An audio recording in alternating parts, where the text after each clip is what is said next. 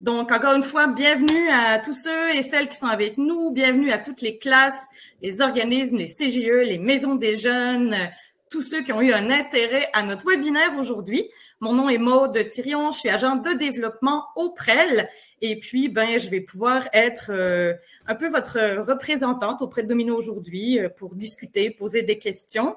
Je vous rappelle que vous êtes invités à écrire vos questions, les questions de votre classe, les questions des élèves dans l'espace de discussion. On va les prendre en cours de route parce que dans le fond, c'est avec vous qu'on veut discuter, c'est à vous qu'on veut répondre. Mais avant toute chose, peut-être que tout le monde ne te connaît pas. Alors d'abord, merci d'avoir accepté notre invitation, Domino. Qui es-tu? Que fais-tu? La question du jour. Donc, qui je suis? Je suis Domino Sant'Antonio. Et pour ceux qui se demandent, c'est mon vrai nom. Je sais que c'est toujours la question qui revient le plus souvent, mais c'est mon vrai nom. En fait, je suis une musicienne. Je joue de la batterie. Ça fait plus de 15 ans que je gagne ma vie comme ça. Et j'ai un parcours quand même assez, on va dire, éclectique au fil des années. Ma carrière s'est construite, mon parcours académique et tout. Donc, aujourd'hui, pour vous faire une idée, je gagne ma vie principalement, en fait, qu'en jouant de la batterie. Mais je répartis ça, en fait, sur les réseaux sociaux, que je gagne de ma vie sur en fait, une partie sur les réseaux sociaux, mais aussi en étant sur des plateaux télé comme celui-ci en ce moment et en jouant avec des artistes, plusieurs artistes au Québec. Donc, ça fait plusieurs années que j'ai fait des tournées, que j'ai joué avec des artistes d'ici. Alors, pour parler de moi, est-ce que je parle un peu plus de mon parcours? Oui, mon parcours, j'aimerais que tu me racontes comment tu es arrivée à la batterie. Est-ce que tu rêvais de ça quand tu étais petite? Ça t'a demandé des efforts? C'était un don inné? Comment c'est arrivé tout ça? Je sais pas si c'est un don inné, mais je l'avais dans le sang parce que mon père était lui-même batteur. Donc, j'ai une famille de musiciens. Donc, c'est sûr que ça l'aide énormément quand ta propre famille est dans ce milieu-là, que eux-mêmes, c'est leur passion. Ça l'a aidé que depuis un tout jeune âge, j'ai baigné dans la musique. Donc, mes parents, en fait, il y avait un bel ensemble. Donc, maman chante, mon père joue plein d'instruments. Donc, dès un très jeune âge, j'ai touché à plusieurs instruments, mais pas la batterie. Je pense que je me suis assise comme 2 fois derrière le drum. Puis, c'était correct, mais c'était pas quelque chose qui m'interpellait tant que ça. Donc, j'ai commencé à jouer du violon. Je suis allée à l'école secondaire Joseph-François Perrault, qui est à Montréal. Puis, je suis allée en concentration violon international, qui est le programme, en fait, offert à cette école-là. Puis, j'ai joué à tous les jours du violon pendant 5 ans. Mais, le grand mais, c'est que il y avait quelque chose qui me manquait à cet instrument-là, que ça faisait pas refléter ma personnalité, on va dire, comme que je le sentais que je pouvais comme être moi-même derrière un instrument. Puis c'est pour ça que j'ai commencé, en fait, à jouer du drum. Une journée, je suis revenue de l'école, j'ai juste commencé. Mon père m'a même pas appris au départ. C'est vraiment moi qui ai décidé de me lancer. Puis finalement, c'est devenu un peu mon professeur, mais c'est très difficile d'apprendre de ses parents. C'est la chose la plus dure au monde, l'orgueil, l'ego, c'est comme trop difficile. Donc, mon père m'a un peu enseigné, mais je dirais que j'ai principalement appris à l'oreille. Donc, je revenais de l'école après avoir joué du violon toute la journée. Ça, c'était environ, je dirais, en secondaire 4 que j'ai commencé à jouer de la batterie. Donc, quand même assez tard. Je sais qu'il y en a beaucoup qui commencent au primaire, au début secondaire. Pour moi, c'était quand même plus tard. Puis, je revenais, puis à tous les jours, j'écoutais mes chansons préférées. Je jouais du drum, puis c'est comme ça que j'ai commencé à jouer. Puis par la suite, à la fin du secondaire, il y en a peut-être parmi vous en ce moment qui décidez ce à quoi quel va être votre parcours à la fin de vos études. Moi, je m'enlignais pour aller en design intérieur. C'était vraiment le design intérieur. Depuis que j'étais jeune, c'était vraiment ça. Et en secondaire 5, à la fin de l'année, au moment qu'il fallait que je fasse les inscriptions pour aller au cégep, j'ai décidé d'aller auditionner pour entrer en drum. Mais j'ai dit ça à mes parents la veille. Comme je pense que je vais aller auditionner. Si je suis prise, c'est un signe de la vie. Puis sinon, j'irai en design intérieur. Mais c'est vraiment du jour au lendemain à cause que j'ai fait un rêve. J'avais rêvé que je jouais de la batterie. c'est comme ma carrière, puis je suis allée auditionner, c'est vraiment quétaine comme histoire. Mais finalement, je suis allée. T'as suivi ton instinct. Parfois, il faut écouter sa petite voix intérieure aussi. Ouais. Puis mon père, lui, il avait arrêté de jouer. Il a décidé d'être là pour sa famille. Donc, c'est comme quelque chose d'un peu étrange que j'ai comme suivi plus mon intuition que ma tête. C'est vraiment ça. Parce que pour moi, c'était hors de ma zone de confort. J'avais tout planifié que j'allais au cégep en design. C'était à quoi je voulais travailler. Puis là, finalement, je suis sortie de ma zone de confort puis j'ai décidé d'aller auditionner en batterie. J'ai été prise sous condition de passer des cours à niveau pendant l'été parce que je venais de commencer à jouer, tandis que la plupart des drummers qui ont auditionné, ça faisait comme 8 ans qu'ils jouaient à tous les jours. Puis moi, j'arrivais, puis j'ai joué un peu, tu sais, je connaissais à peine. J'ai quand même été prise. Donc, c'est pour ça, des fois, comme la vie, c'est drôlement fait. Tu sais, c'était comme un feeling que j'avais. Puis je l'ai écouté. Puis je suis rentrée j'ai fait ma technique, en fait, il y a 3 ans, à Lionel-Groux, à Sainte-Thérèse. Peut-être qu'il y en a parmi vous qui sont à Sainte-Thérèse en ce moment. J'adore cette ville. J'ai passé 3 années de ma vie là, incroyable. Puis c'est là, en fait, que j'ai appris principalement la batterie, que j'ai rencontré des musiciens qui ont changé ma vie, vraiment des amis avec qui j'ai étudié. Mais de là est venu de jouer dans des bands, de rencontrer plus de gens et de vraiment commencer à bâtir ma carrière. Puis, en est venu, ça on pourra en reparler, beaucoup de découragement au fil de ces 3 années-là. Beaucoup. Oui, mais c'est intéressant bref, que tu nous racontes tantôt, parce que tu me dirais, là, c'est quasiment le conte de fées, tout a bien été, mais non. C'est pas si simple, c'est pas si facile. Non, vraiment pas. Mais si vous voulez, je vais finir mon parcours, puis on y reviendra parce que c'est quand même un gros sujet qui a été vraiment présent dans ma vie tout au long de mes études, donc je vais vraiment prendre le temps d'y revenir. Mais pour continuer de parler de mon parcours, c'est vraiment au cégep, en fait, que j'ai rencontré, comme que je disais, d'autres musiciens, mes professeurs qui m'ont référé sur mon premier contrat professionnel à ma 2e année de cégep. Puis c'est là que j'ai fait mon premier show au Nunavut. C'est comme des histoires, hein. Au Nunavut, c'est ça, un contrat dans un band qui font des covers, tu sais, un band c'est ça, pour des événements et tout. Puis mon premier show, c'était au Nunavut. J'ai pris l'avion, j'étais stressée à mort pour aller jouer avec un band qui était vraiment habitué de jouer. Puis ils m'ont donné ma chance. Puis c'est le premier band professionnel que j'ai eu. Puis jusqu'à pas longtemps, je l'avais encore. Puis ça, on parle que ça fait quasiment 15 ans de ça. Wow. Donc, comme quoi, des fois, les premières rencontres, c'est quand même fou comment ça reste puis que c'est marquant. Puis au fil des années, ben c'est ça. J'ai fini ma technique. J'ai continué à jouer avec plein de bands qu'on faisait des covers. On allait jouer dans des casinos aux États-Unis. Ça, j'ai fait ça pendant 1 an, d'aller 1 semaine par mois, jouer à Détroit, principalement pendant une semaine par mois qu'on allait faire 4 heures par jour de musique dans un casino. Ça m'a vraiment formée.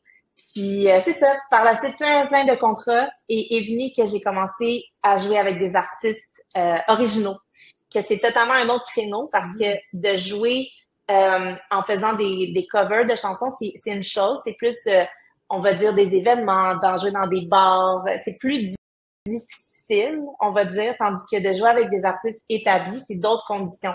C'est de jouer dans des salles de spectacle, des festivals, d'avoir vraiment une tournée. Donc là, j'ai commencé à faire de la tournée pendant, en fait, comme 4 ans. J'ai joué principalement avec Roxane Bruno. Peut-être que je suis certaine qu'il y en a beaucoup parmi vous qui nous regardent en ce moment qui la connaissez.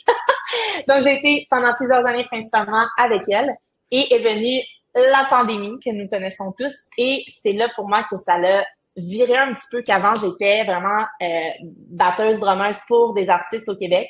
Et au moment de la pandémie, j'ai publié une vidéo sur TikTok. En fait, la veille de la pandémie, encore une fois, suivre son intuition. C'est comme, je sais pas quoi dire d'autre que ça. Et ma vidéo a été virale.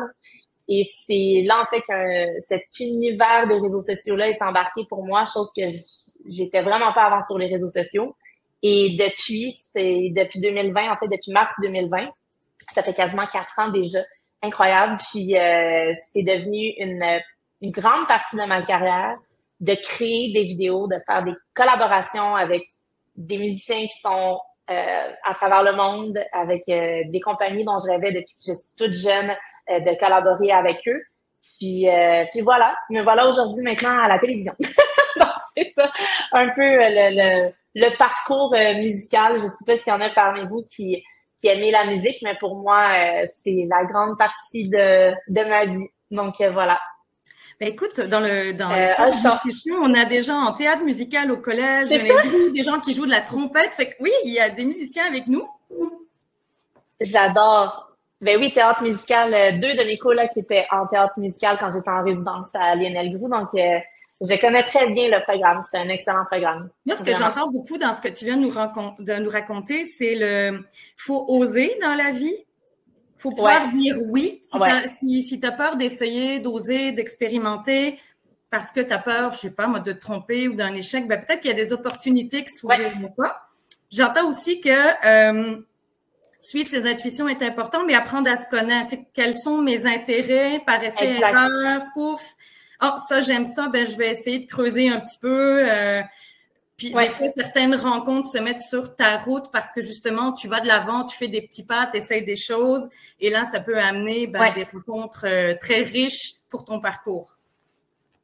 Vraiment. Mais tu l'as vraiment bien résumé.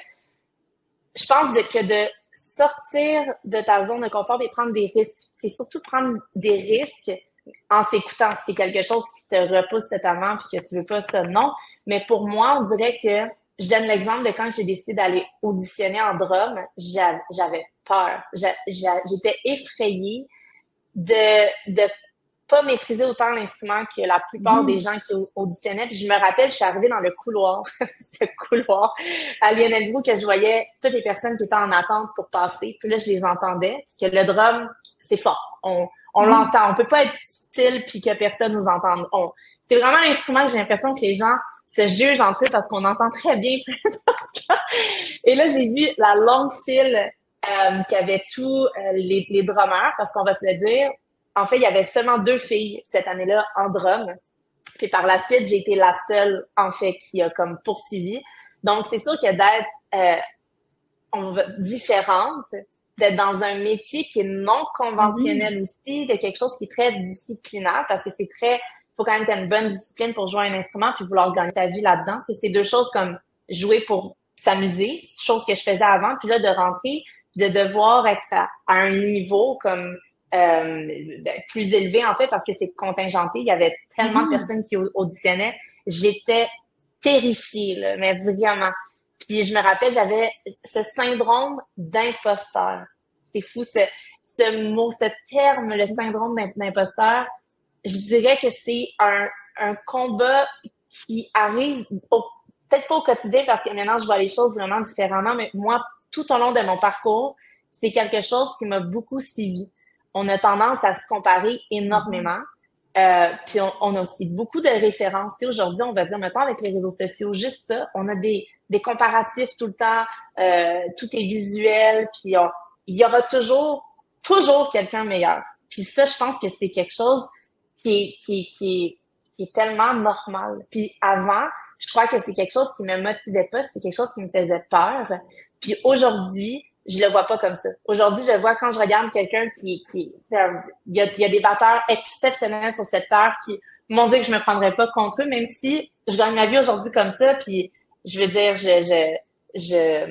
comment dire, j'ai plus ce syndrome d'imposteur-là, mais reste quand même que c'est quelque chose maintenant qui me confronte moins de voir quelqu'un qui est super bon. Je me dis, wow, quelle personne inspirante. Mais avant, je me disais pas ça. Avant, c'était comme, oh mon Dieu, ça me met pas bien, je suis moins bonne, je me comparais, puis c'est ça. Fait que pour moi, ce syndrome d'imposteur-là, ça a vraiment été quelque chose que j'ai dû combattre, vraiment. Puis abolir mes barrières psychologiques que je me faisais de me dire que les gens allaient me juger aussi, que j'allais pas être assez bonne pour ça, Puis là, j'ai commencé à dédramatiser puis de me dire, OK, si cette personne-là me trouve pas bonne, qu'est-ce que ça fait?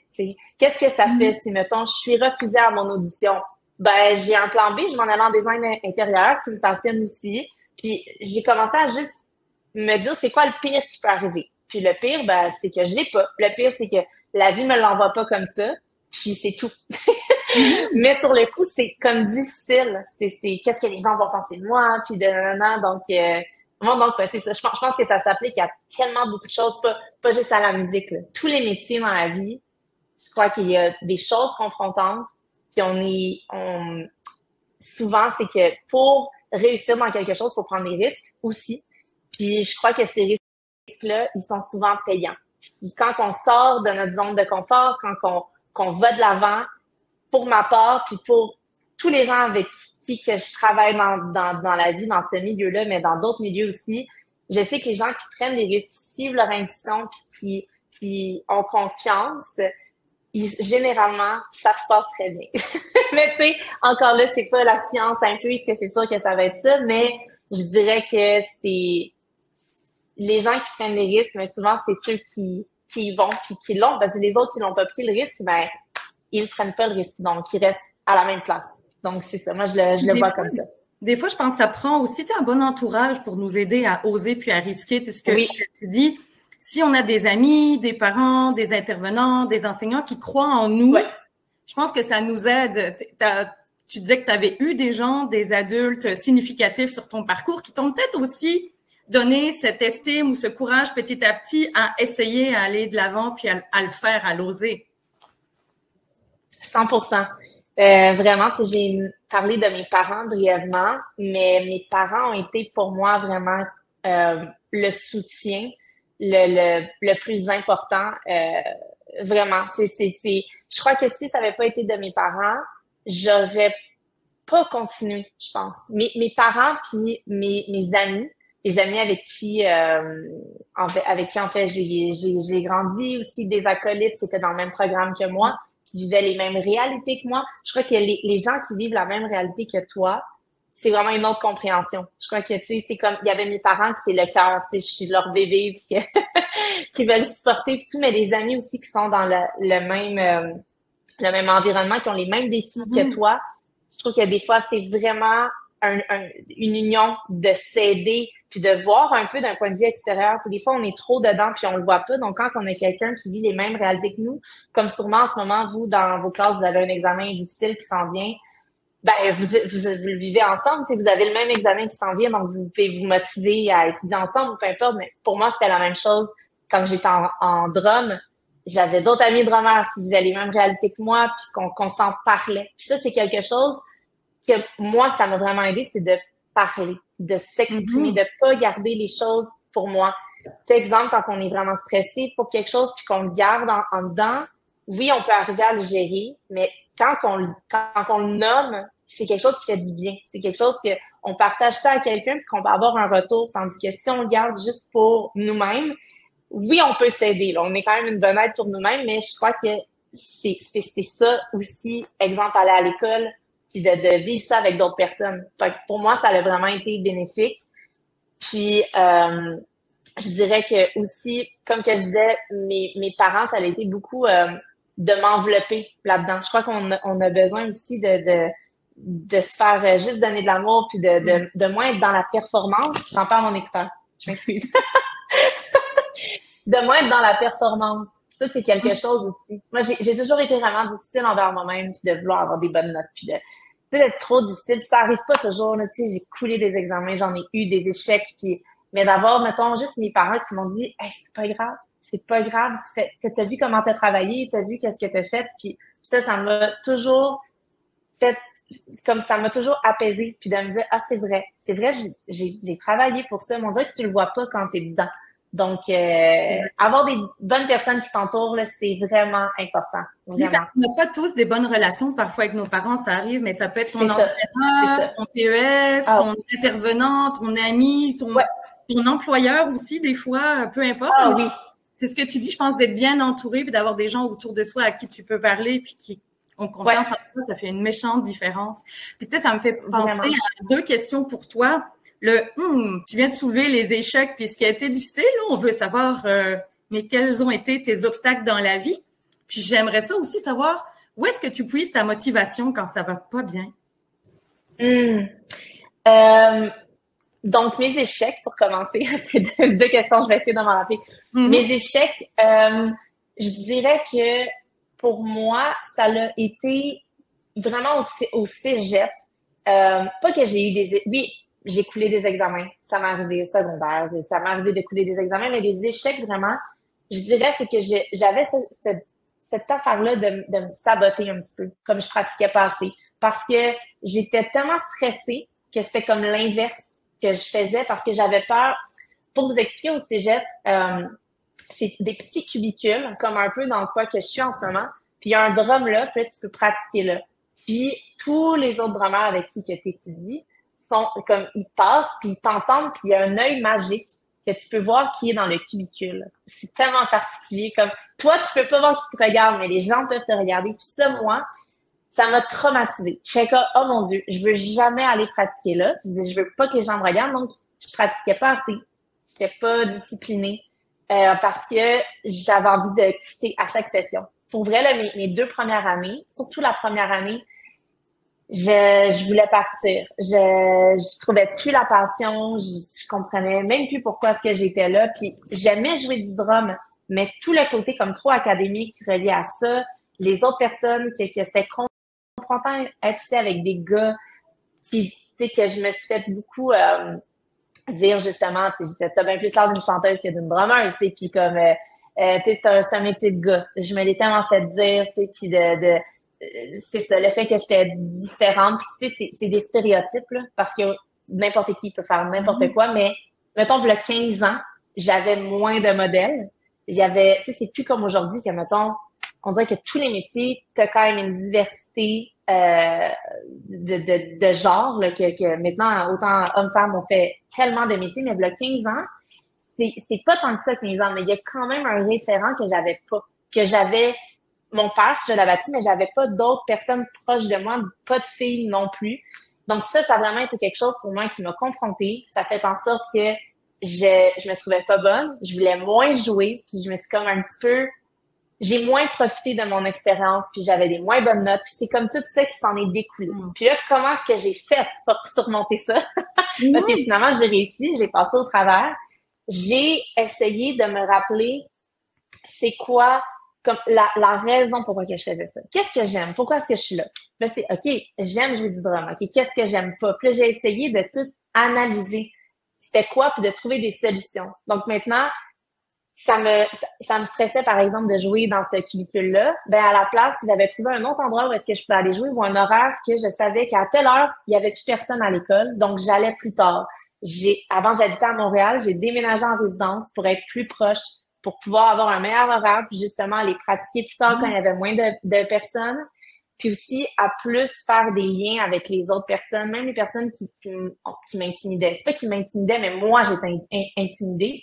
J'ai créé des liens avec ces personnes-là. J'ai essayé de le voir pas comme une compétition parce que souvent je crois qu'on se met des hauts comment dire des hautes exigences puis on va se pire que c'est mais en réalité tu sais exemple aller au cégep c'est une expérience tu t'apprends mais c'est en soi tu sais mes années de cégep c'est mes plus belles années à vie puis c'est fou parce que je repense à cette première année-là que j'ai l'angoisse je détestais je pleurais à tous les jours j'étais comme en dépression que je me disais oh mon Dieu pourquoi je suis pas allée en design intérieur pourquoi que je suis rendue à Sainte-Thérèse j'ai aucun ami ici j'étais la seule qui était partie de Montréal pour aller là c'était comme épouvantable. Puis avec du recul aujourd'hui, je me dis non, j'ai continué. Je me suis entourée de bonnes personnes. J'ai trouvé des solutions à qu'est-ce qui me stressait. Puis ça l'a fait en sorte que la première année, c'était plus difficile. Deuxième, ah, mon Dieu, OK, je me sens plus calme. Troisième, oh mon Dieu, j'aime tellement ça. C'est tellement le fun. Puis c'est ça. On dirait qu'il faut laisser le temps de s'adapter. Puis pour moi, ça a vraiment été ça. Puis c'est encore ça aujourd'hui quand j'ai des défis, même on va dire de jouer à la télé en live, ça peut être stressant. On sait pas qu'est-ce qui peut arriver. Puis là, ça m'arrive encore aujourd'hui d'être mise devant le fait de oh mon Dieu, je suis vraiment stressée. Même après autant d'années, mais je me dis OK. Ça va être le fun. Puis je me parle à moi-même, je me motive. Puis aussi, c'est de pas rester uniquement dans OK, qu'est-ce que je dois faire, puis juste de penser à ça. Quelque chose que je fais aujourd'hui que je faisais pas avant, c'est de me sortir de qu'est-ce qui me stresse. Donc, par exemple, si demain, je sais qu'il y a vraiment mon spectacle qui vient m'angoisser un petit peu. Si je sais que je le connais, puis que je suis prête, mais que c'est tellement ce sentiment-là, je me dis, bon, qu'est-ce que je peux faire aujourd'hui? Ben, je vais écouter mon émission que j'adore, que ça me fait du bien. Je vais aller faire un peu de sport. Je vais aller voir des amis aujourd'hui, puis de sortir de ta tête. Puis après ça, le lendemain, quand va venir le temps on va dire, d'affronter ça, ben, tu vas avoir eu une bonne nuit de sommeil, sûrement. Tu vas avoir fait d'autres choses, puis ça va te sortir de ce stress-là. Donc, pour moi, aujourd'hui, c'est quelque chose que je fais beaucoup, de me dissocier un petit peu de mon stress, puis après de revenir, puis de voir ça un peu plus détaché. Parce que quand on est trop dedans, on le voit pas. Puis ça, c'est quelque chose que j'essaie d'appliquer vraiment dans mon quotidien. Mais je pense que c'est des bons conseils. Puis, tu sais, on parle beaucoup d'anxiété, parfois de santé mentale, de trucs et astuces, mais ce que tu nommes, c'est ça, hein? Prendre soin de soi, savoir ce qui nous fait du bien, prendre une pause, reculer, lâcher prise sur certaines choses. C'est des bons trucs que tu as mis en place. Puis j'aime beaucoup ce que tu dis, le fait de je me suis trouvé des solutions. Tu sais, je me suis pas arrêtée parce qu'il y avait un obstacle qui me convenait pas. J'ai essayé de trouver pour continuer. Tu sais, ce que j'entends, c'est plein de persévérance, en fait, dans ton chemin. Autant le cégep qui était difficile ta première année, que même quand tu as débuté, là, tu jouais du violon, puis après ça, tu apprenais toute seule parce que tu avais envie, puis pour arriver à rentrer dans ton cours. Fait que c'est plein des exemples super motivants. Ah ben merci. Mais oui, c'est ça. C'est aussi exact. Pour moi, là, sortir de ma zone de confort, je le dis toujours, là, je dois vraiment énerver mes amis à qui des fois je parle, puis je donne mes conseils, puis que je dis non, c'est important, sors de ta zone de confort, vas-y. Comme pour moi, une chose que, on va dire, mettons, dans les 4 dernières années, exemple, depuis les réseaux sociaux, il y a quelque chose que je confrontais beaucoup, c'était le fait que je parle vraiment plus en anglais maintenant. Parce que, justement, sur les réseaux sociaux, c'est beaucoup international. Puis, il y a énormément de vidéos des compagnies avec qui que je collabore que c'est uniquement en anglais. Ça a vraiment été quelque chose que dès le départ, j'ai été confrontée. Puis, de me dire comme, est-ce que je dis non à cette opportunité-là parce que j'ai un accent qui est pas à 100% bon, puis de tout ça, ou j'y vais. Puis, le pire qui va arriver, c'est que je vais me mettre enfargée dans quelques mots. Peut-être que quelques gens vont rire de moi parce que c'est quoi cet accent-là, ou tu sais, puis ça arrive, hein. Genre, tout ça arrive. Mais c'est quelque chose que j'accepte et que je me dis, le bénéfice de prendre le risque puis de te dépasser, de t'améliorer est beaucoup plus grand que, pour ma part, que de dire non puis pas avancer. Puis c'est un peu comme ça que j'y vais puis que je gravis les échelons, c'est ça l'expression. Donc c'est ça. C'est ça, ouais. Là, je trouve ça aussi intéressant parce que tu nommes, aujourd'hui, tu travailles plus avec les réseaux sociaux, puis ça a pris une explosion dans ta vie. Tu sais, on parle souvent, les élèves, les étudiants, les adultes, notre relation aux écrans, les réseaux, ce que ça amène autant dans est-ce qu'on est trop dépendant, est-ce qu'on se coupe des autres, est-ce que, je sais pas, est-ce que c'est bon parce que justement on se compare trop, puis des fois les gens se mettent en scène. Comment tu vis et que tu gères cette relation aux réseaux sociaux puis aux écrans dans ta vie? C'est en constante évolution. Mettons, quand j'ai commencé en 2020, en pandémie, je suis certaine que beaucoup parmi vous et moi, on était vraiment rivés sur notre écran puis que c'était ça notre quotidien. Pour moi, ça a été ça mon début de pandémie. Ça a été énormément d'être sur mon écran sans arrêt. Puis j'ai remarqué que ça me faisait pas des effets bénéfiques à mon mental, à mon corps. Donc, j'ai dû vraiment m'allouer du temps qu'après une certaine heure, on va dire, par exemple, je me dissocie de mon travail aussi, mais de ce côté-là c'est vraiment addictif. Hein. C'est comme, tout TikTok, puis ça fait 1 heure, c'est comme, mon Dieu, je voulais juste aller 5 minutes, puis ça fait 1 heure. Donc, c'est quelque chose que, pour moi, j'utilise ici pour mon travail. Donc, c'est pour ça que ma relation n'est peut-être pas la même que pour certaines personnes parmi vous. Mais pour moi, j'essaie d'allouer, OK, ça, c'est pour le travail. Je me divertis quand même parce que reste que c'est quelque chose que j'aime. Mais je choisis aussi qu'est-ce que je regarde. Qu'est-ce qui me fait du bien. Il y a des vidéos, par exemple, que, tu sais, dans le For You, dans je parle en jargon de TikTok, mais qui est comme les vidéos suggérées. Puis des fois, c'est des vidéos que je vais regarder, je suis comme, ça m'a pas fait du bien, ces vidéos-là, tu sais. Mais je peux faire pas intéressé, puis que l'algorithme aussi va me donner des choses qui vont me faire plus du bien. Donc, c'est ça que j'essaie d'avoir comme relation. Moins de temps, plus du contenu qui me fait du bien. De moins aussi, avant, je répondais à tous les messages, tous les commentaires. Puis il y a une partie de moi qui adorait ça parce que ça me faisait vraiment une relation plus proche avec les gens. Mais je me suis rendu compte que j'avais plus de temps personnel. J'étais comme toujours sur mon cellulaire, toujours à la merci de répondre à tout. Puis pour moi, il a fallu vraiment pour mon mental que je me dise ceci. J'ai même pris deux, 3 semaines, là, tu sais, vraiment, là, que je publie rien, que je laisse ça de côté. Puis c'est pas parce que j'aime pas les gens sur les réseaux, c'est pas parce que j'aime pas ça, mais je crois que c'est important comme dans tout métier, mais aussi dans nos activités de varier puis de faire d'autres choses. Tu sais, c'est comme, exemple, je crois qu'avant, c'était la télévision, maintenant, c'est rendu les réseaux sociaux. Tu sais, la seule différence, c'est que maintenant, on a notre cellulaire beaucoup plus qu'on ne pouvait pas transporter la télévision avec nous. Tu sais. Donc là, maintenant, c'est juste, on l'a toujours, le cellulaire ici. Tu sais. Alors, ce que j'essaie de faire, c'est aussi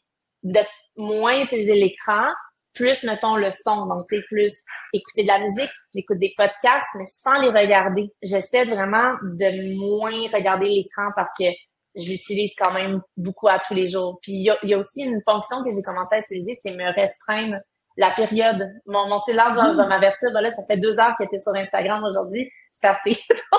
J'essaie de comme suivre ça un peu, mais ça dépend des journées, mais je pense que c'est quand même un bon outil d'avoir des petites alertes comme ça, de dire, oh mon Dieu, j'ai passé 2 heures déjà dans ma journée, j'ai rien fait d'autre, non, tu sais.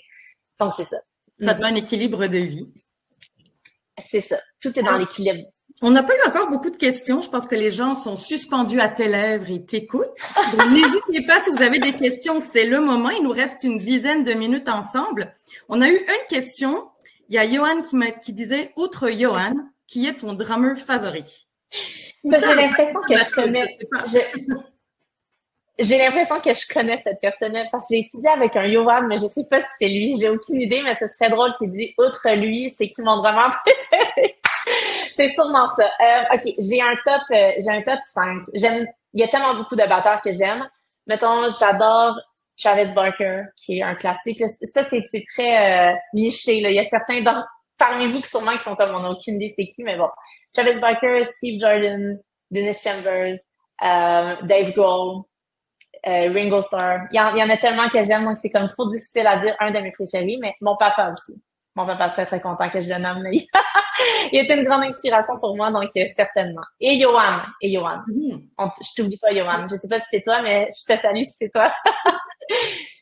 Moi, je serais curieuse. Ça me fait penser, tu sais, la musique, les batteurs, tout ça. Ça me fait penser aussi à tes temps libres et tes autres passions, tes intérêts. Est-ce que tu lis, tu cuisines? Comment tu remplis aussi ton temps? Est-ce que tu continues à être curieuse puis à vouloir apprendre des nouvelles choses? Comment ça se développe ta vie en dehors de ton métier?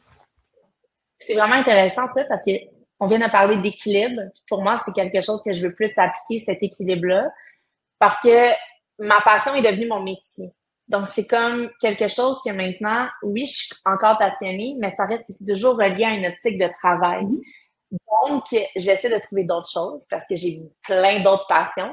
Le design d'intérieur, ça l'était avant, ça l'est encore. J'adore dessiner, j'adore peindre. C'est quelque chose que chez moi, tout ce que j'accroche, tout ce qui est de décoration, tout, c'est moi qui le fais. Ça, c'est vraiment quelque chose qui me passionne beaucoup, des projets DIY. Sinon, qu'est-ce que j'aime faire? Je suis une grande fan, par contre, de films et d'émissions. Là encore, on parle d'écran, mais il faut quand même que je le dise, de voyage. J'adore voyager. Je pars demain matin en Floride. C'est pas le grand voyage, mais c'est mon quelques jours pour me dissocier de mon quotidien. C'est demain que ça commence. Sinon, qu'est-ce que j'aime? J'adore voir mes amis. Ça, c'est vraiment quelque chose que j'entretiens énormément. Voir mes amis, mes parents, mes proches en général. Je priorise beaucoup ça. Jouer à des jeux. Des jeux de société, c'est quelque chose que je fais beaucoup aussi. Prendre de l'air. J'adore marcher. J'aime vraiment, vraiment beaucoup marcher. Donc, c'est ça. Moi, je dirais que j'ai quand même été capable de continuer à ne pas que travailler et dormir et manger. Tu sais, j'essaie quand même de varier mes occupations. Puis aussi, la musique me passionne en général. J'aime apprendre d'autres instruments. C'est quelque chose qui me passionne encore beaucoup. Puis là, en ce moment, j'apprends la guitare. donc, je suis là-dedans présentement. Ouais. Et d'ailleurs, tu vois, on a Catherine Roy qui nous dit dans la musique, quel est ton genre de musique préféré? Quel artiste? C'est tellement dur. Comme question. C'est vraiment difficile de nommer qu'un artiste. J'écoute beaucoup pop rock. Un artiste seulement, c'est impossible d'autonomie. J'adore des bands comme, on va dire, Coldplay. Coldplay, j'adore. Foo Fighters, on parlait de Dave Grohl. J'adore des bands classiques comme Nirvana, Led Zeppelin, sinon des artistes plus pop, Billie Eilish, Dua Lipa.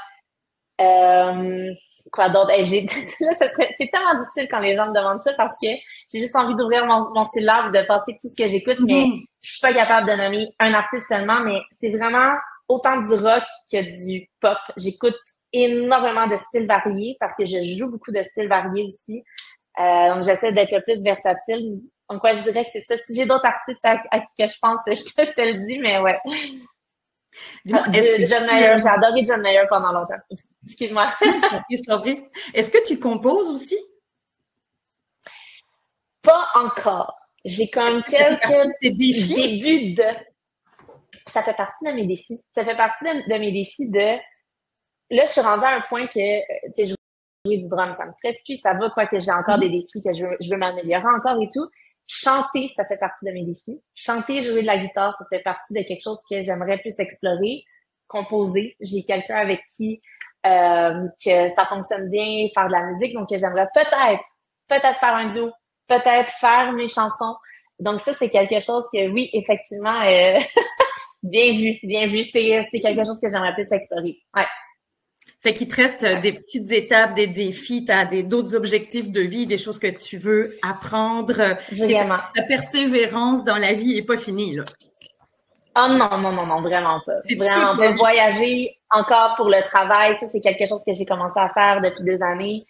D'aller dans des pays que je parle pas la langue, puis d'être dépaysée, puis c'est ça, juste me lancer dans le vide, de rencontrer des nouvelles personnes, des musiciens, des artistes. Ça, c'est vraiment quelque chose que je veux pas stagner. Pour moi, je crois que la magie de faire le métier que je fais, c'est que il y a aucune journée qui se ressemble, à part mes mardis que je suis ici. Mais là, regardez, aujourd'hui, je suis avec vous, donc ça se ressemble même pas. Mais c'est ça. Pour moi, c'est vraiment de continuer à me faire vivre plein d'émotions, puis à pas avoir peur de découvrir des nouvelles choses. Puis c'est ça, en fait, qui m'allume autant dans le milieu artistique. C'est vraiment ça depuis que je suis jeune. C'est ça qui m'interpelle. Donc, ouais. Puis, je trouve ça intéressant. Je vois des questions. C'est ce que toi, qui t'interpelle. Puis c'est ça, un des messages, je pense, qu'on a aux jeunes et aux élèves aujourd'hui. Toi, c'est ton cas, ton parcours. Toi, c'est le côté créatif, puis tu as besoin de cette curiosité. Pour d'autres, c'est peut-être d'avoir un endroit stable, d'avoir une autre routine, d'avoir, je sais pas, du sport. Tu sais, c'est vraiment chacun trouver ses intérêts qui est super important, puis tu l'illustres super bien avec ton parcours. Merci. Mais oui, t'as entièrement raison. Souvent, je vois par exemple, mes amis qu'on se suit depuis tout jeune âge, c'est qu'on est allé, exemple, même primaire, même secondaire. On a des vies complètement différentes. On est tout autant heureuses, mais c'est fou. J'ai des amis qui ont une job vraiment stable, qui ont déjà des enfants, que eux, c'est vraiment ça qu'ils voulaient, puis qui veulent prioriser plus d'avoir fait ça, moins de comment dire, des vies atypiques, puis que de bouger beaucoup, de voyager. Eux autres, c'est vraiment plus d'être plus calme, puis de pouvoir aller au gym de telle heure à telle heure. Puis moi, c'est comme, j'essaie ça, mais c'est pas moi. Donc, c'est ça qui est parfait. C'est chaque personne, c'est différent. Puis, je crois que le but, c'est vraiment de t'écouter, puis d'apprendre à te connaître. Puis, c'est normal de pas se connaître à 100%. Je pense que ça prend des essais-erreurs. Ça prend des moments qu'on dit oui à quelque chose, qu'on n'est pas sûr, qu'on est comme, OK, j'essaie ça. Non, c'était pas ça. Puis, pour moi, ça a vraiment été ça. J'ai joué des fois dans des projets que j'étais comme, oh non, c'est moins moi. Faites des genres de spectacles que c'était moins moi aussi. Puis, c'est ça. C'est juste d'apprendre à se connaître. Ouais. Ben justement, que tu reviennes à J'ai joué dans les spectacles, on a 2 questions pour toi. Oui. Ah oui, on a même 3 questions avant de se laisser. Il nous resterait 1 ou 2 minutes. Il y a Valérie qui dit quelle est ta chanson favorite à jouer et avec Roxane Bruno. OK. Ma chanson préférée à jouer. C'est tellement difficile, vos questions. Je dirais que c'est incroyable, c'est parce que je suis la pire dans la vie pour faire des choix. Si on parlait des embûches, je suis la pire pour choisir. Tu me demandes 2 couleurs, je vais passer 20 minutes à dire, je sais pas, j'aime les 2.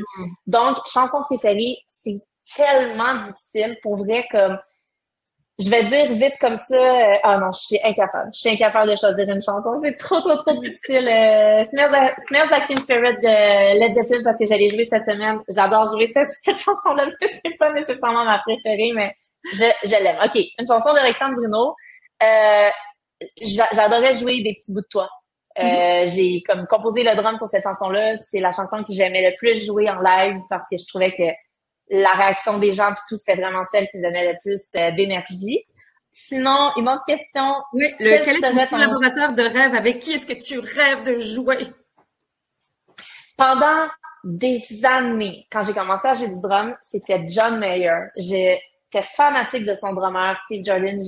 Je trouvais incroyable ce trio musical-là. Donc, je dirais que pour mon rêve de jeune fille, d'accompagner cet artiste encore aujourd'hui, je triperais vraiment. Mais j'ai grandi. Mes inspirations musicales ont changé quand même. Je crois qu'un show que je triperais jouer, Billie Eilish, je crois que j'aimerais vraiment ça. J'aime le côté un peu pop, rock, puis des sons électro, mais avec des sons acoustiques aussi. Je crois que c'est une artiste que j'aimerais beaucoup, mais encore là, collaborateur de rêve, pour moi, c'est tellement difficile. Je trouve qu'il y a trop d'artistes incroyables pour en choisir qu'un. Ça, c'est vraiment, j'ai trop de la difficulté. Mais ouais, je dirais que ça peut être une bonne option, Billie Eilish. Sinon, une dernière question. Oui. C'est quoi ton opinion sur le milieu musical à Montréal? Question croustillante quand même. Mon opinion sur le milieu musical à Montréal. Je crois que il y a tellement de musiciens talentueux à Montréal, c'est comme ça déborde vraiment, là, comme autant les artistes que les musiciens.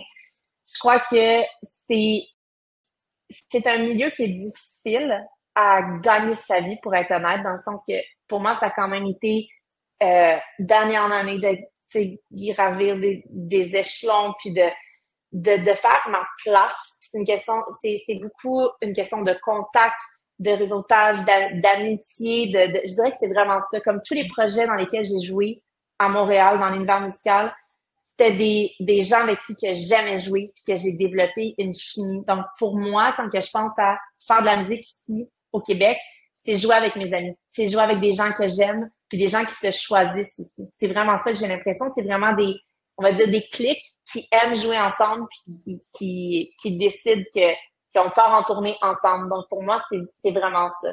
On pourrait en parler pendant longtemps. Il y a tellement plein de sujets différents qu'on pourrait parler, mais ouais. Fait avant qu'on se lève, parce qu'on a quasiment passé le temps, puis je sais que tu dois tourner, ils t'attendent sur sur le set. Je les entends en plus. Oui, hein? Oui. Ouais, vu qu'on est dans les journées de la persévérance scolaire, ma dernière question pour toi, avant qu'on se quitte, ça serait: qu'est-ce que tu souhaites aux jeunes qui sont avec nous aujourd'hui pour leur futur et leur persévérance ou leur réussite éducative? Ah, c'est tellement une bonne question. Je vous souhaite d'apprécier le moment, chaque moment, parce que quand que je pense à mon parcours, je crois que des fois, j'ai été plus stressée que d'apprécier le moment parce que être dans un parcours académique et tout, ça peut être stressant. Mais je dirais d'être moins difficile envers soi-même, de plus apprécier comme qu'est-ce que j'ai fait aujourd'hui, j'ai appris ça, c'est le fun, ou ça moins, mais c'est pas grave, j'ai été avec mes amis, de voir le côté positif, c'est quelque chose que moi, il y a des années, j'aurais aimé me dire parce que j'arrivais pas à le voir. Mais sinon, je dirais, c'est de trouver quelque chose qui vous fait sourire. C'est con comme ça, mais pour moi, jouer du drum, ça me fait sourire. Je vous souhaite de trouver quelque chose qui vous fait sourire. Si c'est d'être avec telle personne, ça vous fait sourire, ben, c'est ça un peu que je vous souhaite, puis de pas avoir peur d'essayer, de vous découvrir, puis de pas trop être difficile envers soi-même. C'est vraiment ça. D'être doux envers soi-même, de se donner de l'amour, puis c'est ça. De vraiment essayer, mais pas dans la grosse performance non plus, puis de s'accepter. C'est vraiment ça. Ouais. Je pense que ça résume très bien. Merci pour ce vœu. Puis écoute, un énorme merci de ta générosité et de tous tes partages aujourd'hui. Domino Sant'Antonio, ça a été un grand plaisir de passer ce moment avec toi. J'espère que ça aura été un plaisir pour tous les gens qui sont avec nous aussi. Et puis normalement, ce webinaire est enregistré. Donc, d'ici quelques jours, il sera remis sur le site web du PREL pour ceux qui voudraient le réécouter ou regarder avec leur classe ou se réinspirer de tes paroles. Ben, c'est parfait. Je vous remercie tellement tout le monde. Ça a été un plaisir de vous rencontrer au travers de l'écran. Puis, je vous souhaite tout le meilleur pour votre parcours. Puis, peut-être un jour, on se croisera, qui sait, dans un spectacle ou ailleurs. Donc je vous salue. Merci encore. Merci encore. Bye bye. Bye tout le monde. Bonne journée. Bye.